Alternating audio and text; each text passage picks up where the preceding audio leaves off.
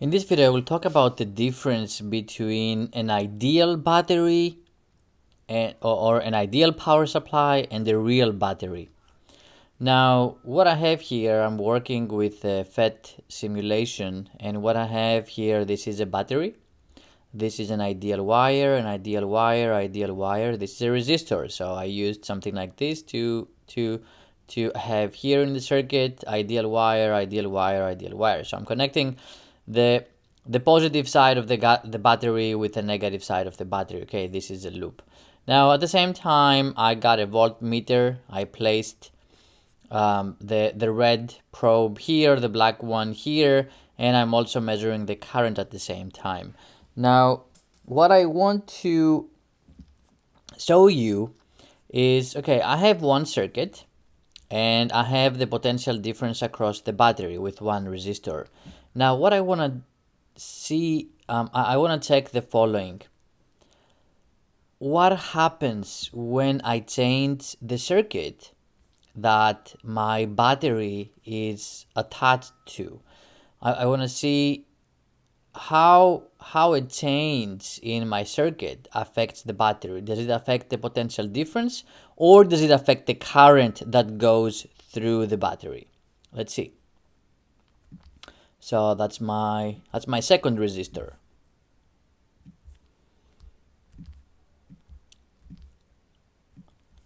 Okay, so once I want you to pay attention to what happens when I make the final connection, okay?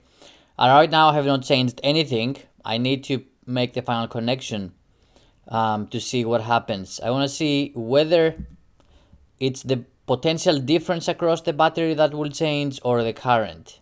And you can make a guess before I do it. You can pause the video and think about it. Alright, so what I see here is that the potential difference stayed the same and the current doubled. Now, it's not important the fact that the current became twice as large. The important thing is that the current changed. You want to place another resistor. Let's do it here. Let's see here. Make any change you want on the circuit. The potential difference across the ideal battery will stay constant, whereas the current that goes through the battery will change.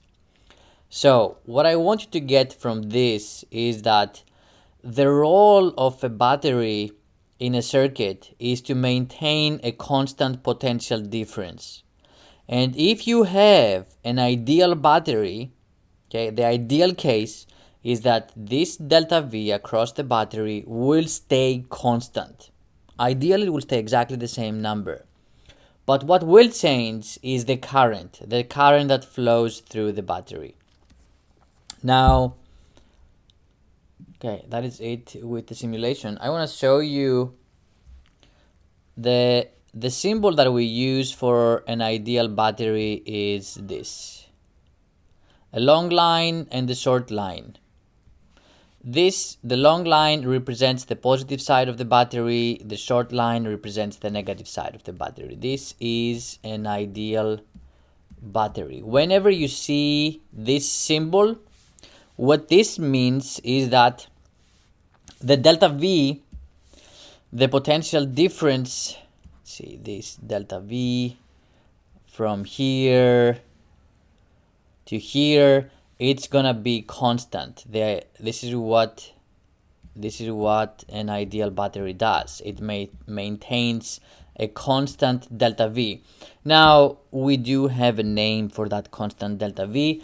We call it the EMF of the battery. So what you will typically see is this, the long line, the short line. I need to erase a small piece here. So you're gonna see the long line, the short line, and the EMF next to it. And this EMF represents the constant potential difference that your ideal battery maintains. Now, okay, so I've talked about an ideal battery. Now, the thing is that when you work on theoretical problems with circuits, you will be assuming that you have an ideal battery. In reality, of course, we don't. One way to model, okay, and it is a model of an ideal of a real battery, is the following. I have an ideal battery connected in series with an internal R, I, and T resistor. Now, here's the thing. Whereas before the potential difference across the ideal battery was constant, if you want to measure the delta V between this point and this point, you're going to find it to be the following.